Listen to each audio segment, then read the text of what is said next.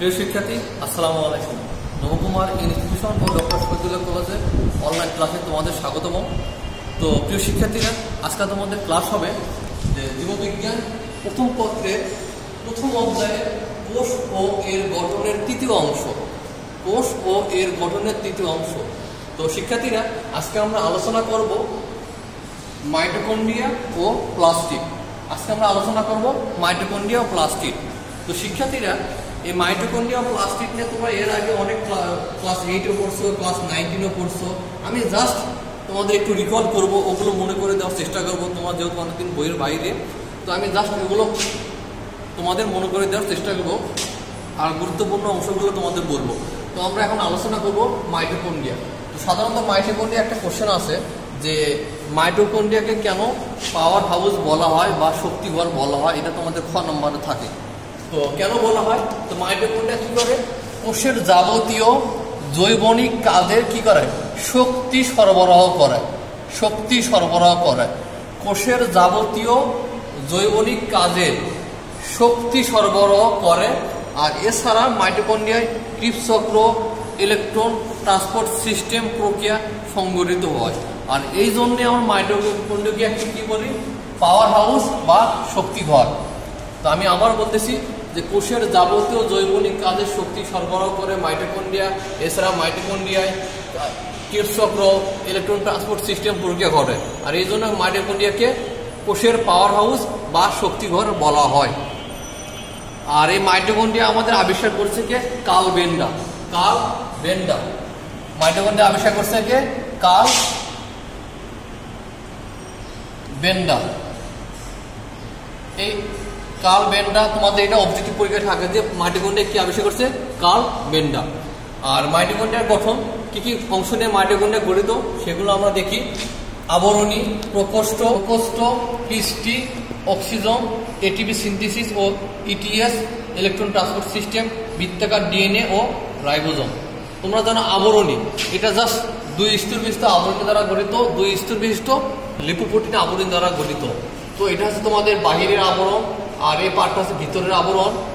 আর এই যে দেখো, দুই মেমব্রেনের মাঝখানে যে ফাঁকা অংশটা থাকবে এটাকে আমরা বলবো বহিস্থ কক্ষ। আর বাইরের এই পার্টের যেটা মেমব্রেনের সাইডে যে পার্টটা থাকবে সেটাকে আমরা বলবো অভ্যন্তরীণ মেমব্রেন বা অভ্যন্তরীণ। আর এখানে তোমাদের হচ্ছে ভিতরের যে পার্টটা, এই ভিতরের পার্টটাকে বলবো আমরা অভ্যন্তরীণ কক্ষ। আর এখানে দেখো সূক্ষ্ম সূক্ষ্ম দানা দানা অংশগুলো যেগুলো আছে এগুলোকে আমরা বলবো অক্সিজম। আর এখানে যে পার্টটা দেখতেছো এটা তোমাদের ডিএনএ। আর এখানে দেখো যে মেমব্রেনের সাইডে সাইডে এরকম দানাদার অংশ আছে, সেগুলোকে আমরা বলবো কি? ATP synthesis. তার মানে এখানে যে দানাদার যে অংশগুলো থাকে মেমব্রেনের সাইডে অনেকগুলো থাকে, এগুলোকে আমরা বলবো এটিপি সিনথেসিস। আর এখানে রাইবোজোমও থাকে। আর আঙ্গুলের মতো দেখো, এই মেমব্রেনটা আঙ্গুলের মতো ভাঁজ, দুই আঙ্গুলের মাঝখানে যেরকম আঙ্গুলের মতো ভাঁজ, এখানে এটাকে আমরা এই পার্টটা বলবো আমরা ক্রিস্টি। তো শিক্ষার্থীরা, তো এই হলো তোমাদের মাইটোকন্ড্রিয়ার চিত্র। তো মাইটোকন্ড্রিয়া আছে দুই স্তর বিশিষ্ট লিপোপ্রোটিন আবরণী দ্বারা গঠিত।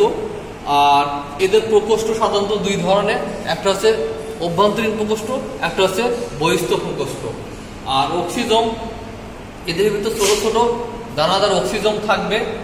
আর এটিপি সিনথেসিস, এখানে দেখো যে মেমব্রেনের সাইডে গোলাকার দানাদার অংশ আছে, এটা হচ্ছে এটিপি সিনথেসিস।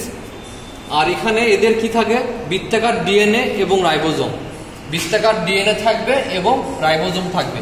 আর এদের রাইবোজোম সাধারণত হচ্ছে 7ts রাইবোজোম থাকে। 7ts রাইবোজোম অবস্থিত মাইটোকন্ড্রিয়ায়। তো মোটামুটি ওভারঅল এটাই তোমাদের মাইটোকন্ড্রিয়া। আর তোমরা বিস্তারিত এর আগে ক্লাসে পড়ছো, আমি জাস্ট তোমাদের একটু মনে করে দেওয়ার চেষ্টা করলাম। আর মাইটোকন্ড্রিয়ার অনেক কাজ আছে, আর সেই কাজগুলোর মধ্যে আমরা জাস্ট কিছু গুরুত্বপূর্ণ কাজ জানবো। মাইটোকন্ড্রিয়া শক্তি উৎপাদন ও নিয়ন্ত্রণ করে। মাইটোকন্ড্রিয়া শক্তি উৎপাদন ও নিয়ন্ত্রণ করে। 2 নম্বর, প্রোটিন সংশ্লেষ ও ছিদ্র বিভাগে সাহায্য করে। 3 নম্বর, শুক্রাণু ও ডিম্বাণু গঠনে অংশগ্রহণ করে। তো এই যে তোমাদের ছিদ্র বিভাগে সাহায্য করে, প্রোটিন সংশ্লেষণ করে, তারপর শক্তি উৎপাদন করে, এগুলো কিন্তু তোমাদের অবজেক্টিভ পরীক্ষায় থাকে। খুবই গুরুত্বপূর্ণ তোমাদের কাজগুলো, যা আমি আবার বলতেছি মাইটোকন্ড্রিয়া শক্তি উৎপাদন ও নিয়ন্ত্রণ করে, প্রোটিন সংশ্লেষণ ও স্নেহ বিকাশে সাহায্য করে, শুক্রাণু ও ডিম্বাণু গঠনে অংশগ্রহণ করে। এই হলো তোমাদের মাইটোকন্ড্রিয়া। এখন আমরা আলোচনা করব প্লাস্টিড। তোমরা জানো এটা সবুজ বর্ণের। আর প্লাস্টিড সর্বপ্রথম দেখেছে 1883 সালে বিজ্ঞানী সিম্পার সর্বপ্রথম সবুজ বর্ণের প্লাস্টিড লক্ষ্য করেন। কত সালে এবং কে, এটা তোমাদের অবজেক্টিভ পরীক্ষায় থাকে যে 1883 সালে বিজ্ঞানী সিম্পার সবুজ বর্ণের প্লাস্টিক লক্ষ্য করেন। আর প্লাস্টিক সাধারণত তিন প্রকার। একটা হচ্ছে তোমাদের লিউকোপ্লাস্ট, 2 নম্বর হচ্ছে ক্রোমোপ্লাস্ট, 3 নম্বর হচ্ছে ক্লোরোপ্লাস্ট। লিউকোপ্লাস্ট আছে যেখানে সূর্যের আলো পৌঁছায় না, এক কথায় শেষ মূল, কারণ মাটির নিচে তো সূর্যের আলো পৌঁছায় না। আর এটা হচ্ছে ক্লোরোপ্লাস্ট, যেমন বর্ণহীন। আর ক্রোমোপ্লাস্ট হচ্ছে সবুজ, মানে যেগুলো হচ্ছে রঙিন কালার, যেগুলো রঙিন সেগুলো হচ্ছে আমরা বলবো ক্লোরোপ্লাস্ট, যেমন ফুলের পাপড়ি, এটা হচ্ছে ক্লোরোপ্লাস্ট। আর ক্লোরোপ্লাস্ট হচ্ছে সবুজ বর্ণের, যেখানে ক্লোরোফিল থাকবে, ক্যারোটিন থাকবে, জ্যান্থোফিল থাকবে, এগুলো হচ্ছে ক্লোরোপ্লাস্ট। তোমরা জানো যে তোমাদের খ নম্বর একটা কোশ্চেন থাকে যে ক্লোরোপ্লাস্টে কেন কোষের রান্নাঘর বলা হয়। কি জন্য রান্নাঘর বলবো আমরা, যে হচ্ছে ক্লোরোপ্লাস্টে কি থাকে, সবুজ বর্ণের প্লাস্টিক থাকে।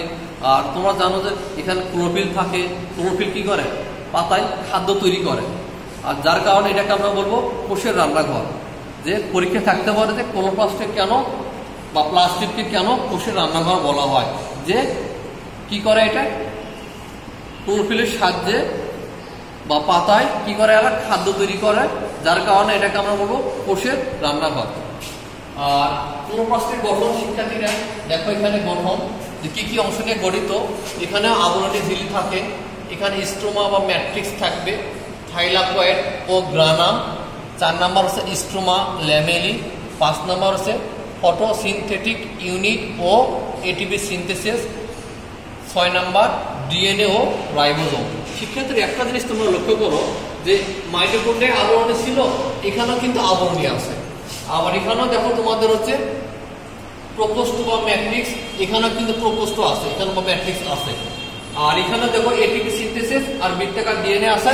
এখানেও দেখো শিক্ষার্থীরা যে এটিপি সিনথেসিস আছে, ডিএনএ আছে। জাস্ট তোমাদের এক্সট্রা পয়েন্ট হচ্ছে তোমাদের এই দুটা, যেটা মাইটোকন্ড্রিয়া নেয়। তাহলে একটু কম্পেয়ার করে বা তুলনা করে পড়লে তোমাদের জন্য জিনিসটা দীর্ঘস্থায়ী মনে থাকে, যে সবই মোটামুটি যে এই জিনিসগুলো আছে। বাট এই দুটো আবার থাইলাকয়েড ও গ্রানাম আর স্ট্রোমা ল্যামেলিটা মাইটোকন্ড্রিয়া নাই, এই দুটো পার্ট ক্লোরোপ্লাস্টে আছে।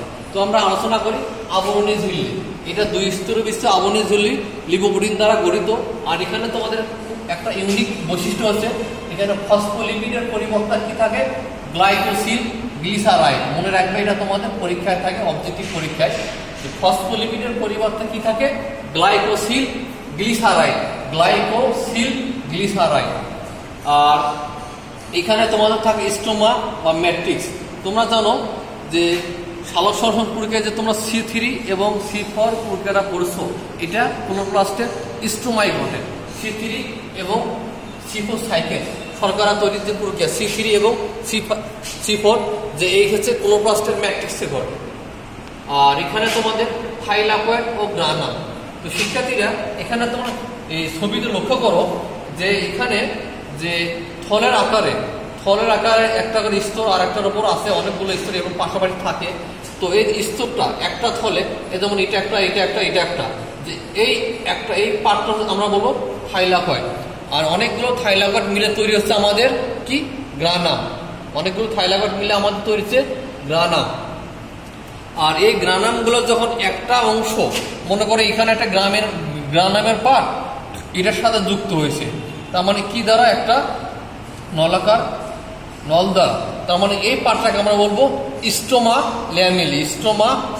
তার মানে একটা গ্রানামের পার্ট আর একটা গ্রানামের পার্টের সাথে যখন যুক্ত হচ্ছে যে অংশটা দিয়ে, সেটাকে আমরা বলবো স্ট্রোমা ল্যামেলি। আর ফটোসিনথেটিক ইউনিট ও এটিপি সিনথেসিস। তোমরা জানো থাইলাকয়েডে অনেক গোলাকার বস্তু থাকে, বা এখানে অনেকগুলো কি থাকে, থাইলাকয়েড মেমব্রেনের গায়ে অনেক এগুলো থাকে। থাইলাকয়েড মেমব্রেনের গায়ে এই থাইলাকয়েড পার্টটা আছে, এই থাইলাকয়েড মেমব্রেনের গায়ে আমাদের এটিপি সিনথেসিস ও ফটোসিন্থেটিক ইউনিট উপস্থিত। এখন আমরা আলোচনা করব যে ডিএনএ ও রাইবোজোম। তো শিক্ষার্থীরা এখানেও ডিএনএ থাকে এবং রাইবোজোম থাকে। রাইবোজোম কত থাকে? 70S রাইবোজোম এখানেও থাকে, 70S 70S রাইবোজোম থাকে। আর তোমরা জানো যে একটা ক্লোরোপ্লাস্টের সম আকৃতির 200টা ডিএনএ থাকে। একটা ক্লোরোপ্লাস্টের সম আকৃতির প্রায় 200টা ডিএনএ থাকে, যার ফলে এরা কি করতে পারে? রেপ্লিকেশন করতে পারে, অনুরূপ ক্লোরোপ্লাস্ট তৈরি করতে পারে। তো এই হলো তোমাদের ক্লোরোপ্লাস্টের গঠন। কি কি নিয়ে গঠিত? আবরণী ঝিল্লি, স্টোমা বা ম্যাট্রিক্স, C3 C4 স্টোমায় ঘটে, থাইলাকয়েড ও granum, stroma, lamellae, photosynthetic unit ও এটিপি সিনথেসিস, ডিএনএ ও রাইবোজোম। এই তো শিক্ষার্থীরা ক্লোরোপ্লাস্টের অনেক কাজের মধ্যে আমরা কিছু গুরুত্বপূর্ণ কাজ এখন আমরা আলোচনা করব। তো আর একটা জিনিস তোমাদের বলি, এই ফিগারটা আরেকটু তোমাদের বর্ণনা দেই। তো শিক্ষার্থীরা তো চিত্রটা ক্লোরোপ্লাস্টের, তার মানে এখানে মাঝে মাঝে কি থাকে? তো আমি আবার বলতেছি, রিপিট করতেছি যে এখানে তৈলবিন্দু থাকতেছে আর এই যুক্ত থাকতেছে, এগুলো বলবো স্টোমা ল্যামেলি। আর এই পাটটাকে আমরা বলবো বহিঃস্তর, এই পাটটাকে বলবো আমরা অন্তঃস্তর। আর এই থলের মতো অংশটা বলবো থাইলাকয়েড।